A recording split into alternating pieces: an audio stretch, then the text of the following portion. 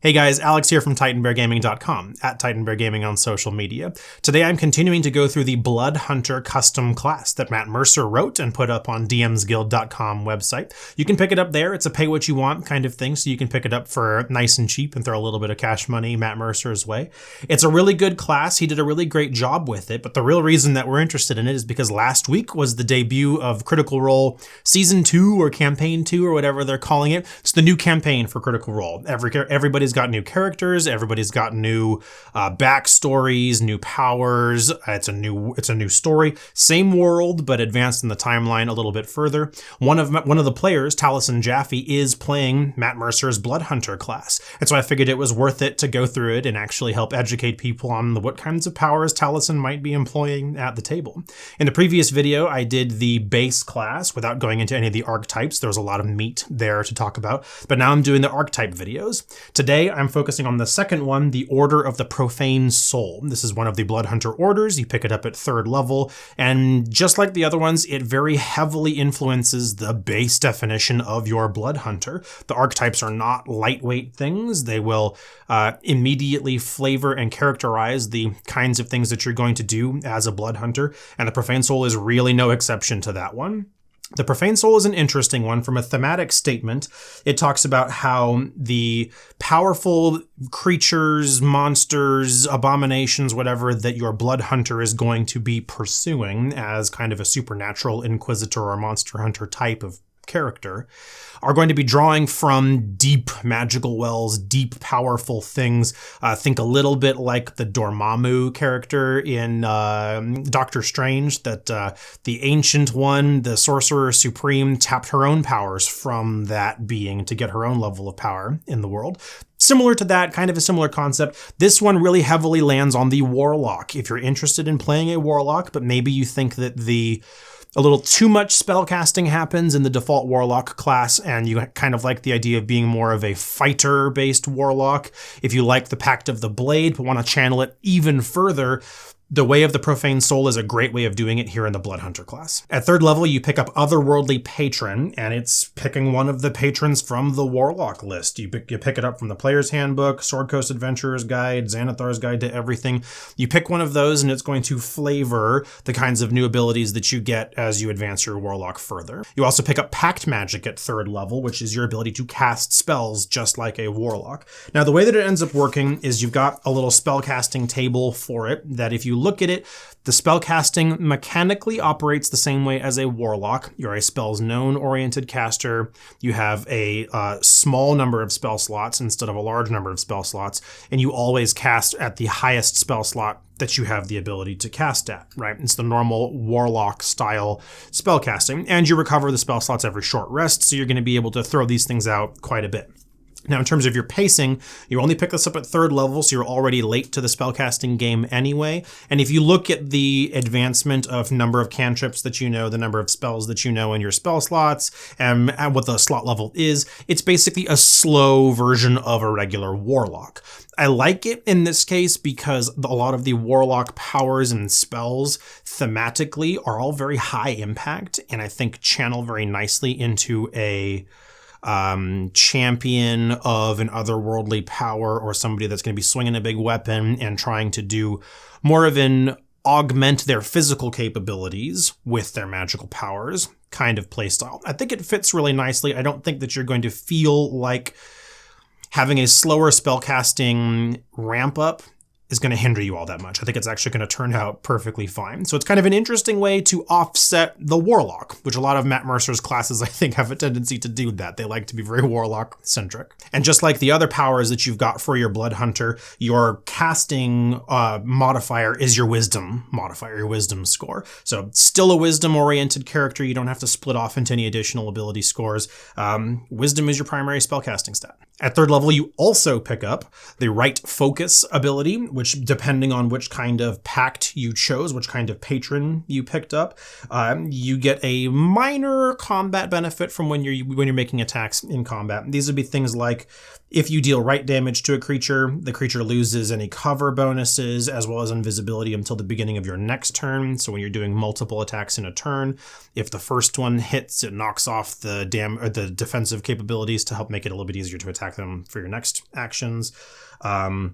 For the Fiend, while using the Rite of the Flame, so if the blood rite that you choose to light your sword on fire or whatever, if you roll a 1 on your damage die, you may re-roll it. You can only do this once per attack. Not huge, but it's a thing. It's helpful.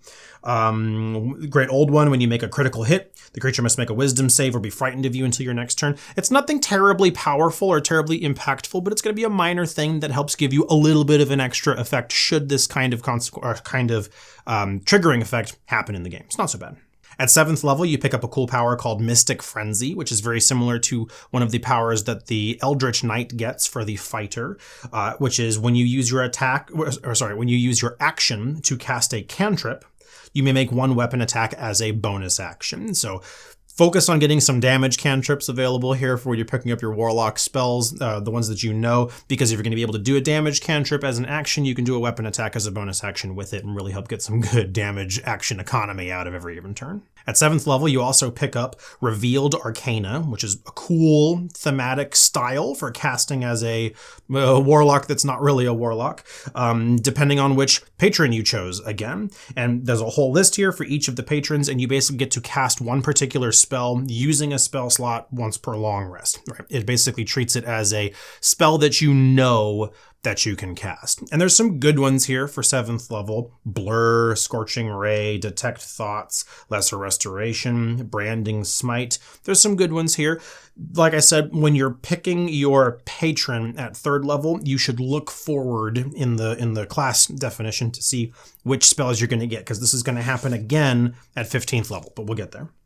At 11th level, you pick up Diabolical Channel, which is also interesting. This gives you something that harkens back to 3rd edition, when you were starting to see the Magus or Magus characters in the 3rd edition rule set for Dungeons & Dragons and in Pathfinder, where you might want to use your weapon to deliver the spell that you're casting. That's what this basically does here.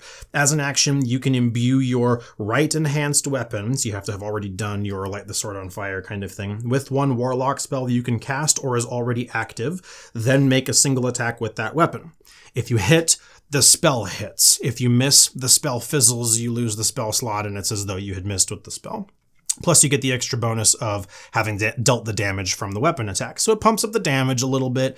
It helps it so that if you're focusing on your strength modifier instead of your wisdom modifier, that you might have an easier time actually landing the shot in the first place. So that's not too bad. It's pretty familiar to other 3rd edition style things for this, so it's nice to see that come back here within this custom class. Lastly, not quite lastly, at 15th level, we pick up Unsealed Arcana. This is the next spell that you get, similar to the previous one, depending on what your patron is that you selected. And since this is at 15th level, it's a more important spell. It's a higher spell slot, higher power level ability.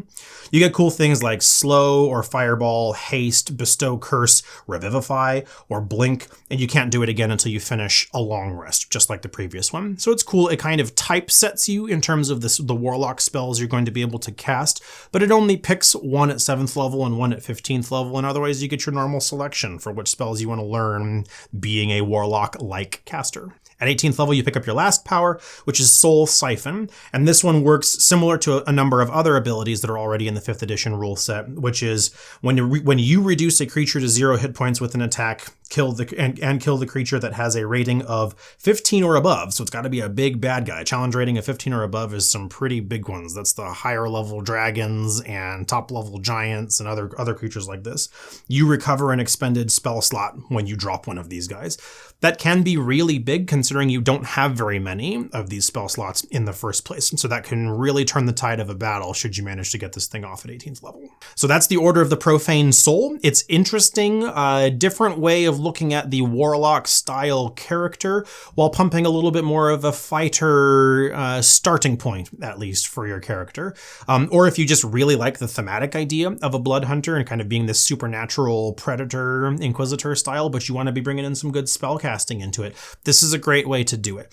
This one, the Order of the Profane Soul, and adding effectively a slowed down Warlock spellcasting table is the thing that makes me a little bit hinky that maybe this overall custom class is doing a little bit too much.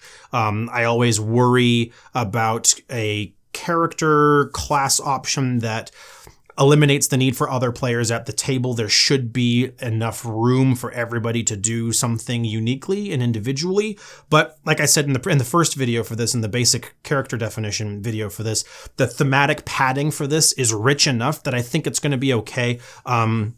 I like how the right magic of lighting your sword on fire intersects with using these powers and using these abilities. So I give it a big thumbs up. I think Matt Mercer's done a really great job with this archetype, just like he did for the Ghost Slayer archetype. So I think it's really great. Leave me a comment down below. Let me know what you think of this one, especially if you're already playing this one, or if you're planning on playing this one yourself. Again, we don't know yet what Taliesin is going to be playing in the game. He hasn't yet reached level 3, so we don't know which archetype he's going with. There's one more, which is the Order of the Mutant. I'll be covering that one in the next video. Like this video in the meantime, share it with somebody if you think they'll benefit from it, and subscribe to the channel so you can see when the next videos come out. Chat me over at Titan Bear Gaming on social media. I'd love to talk to you. Until next time, have more fun, would you? It's good for you.